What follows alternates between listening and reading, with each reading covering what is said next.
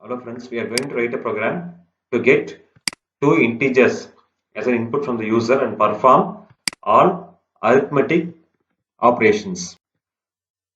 A is my variable, A equal to integer of input of enter the first number. Okay. The number entered will be received as a string by input statement that will be converted into integer by using the int function. Likewise, b equal to integer of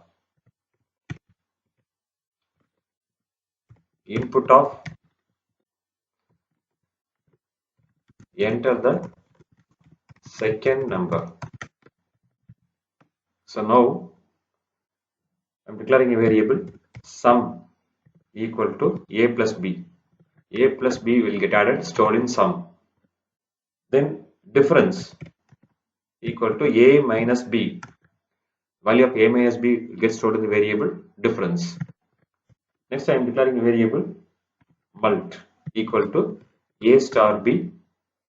Then a variable do equal to a divided by b. Then for a modulo operation I am declaring variable mod equal to a modulo operator. Percentage is a modulo of b. So a will get divided by b and the remainder will get stored in the mod. Now I am printing the result. Print numbers are a and b. Let's display it. So print next print sum equal to I am printing the variable sum. So here it says sum. I am using a variable sum1 because sum is a keyword. That's why I am using sum1. Sum equal to sum1. Next print difference. Difference equal to diff. Next print product equal to multiple. I'm printing a variable multiplication because the product is stored in the variable mult. Next print division equal to do.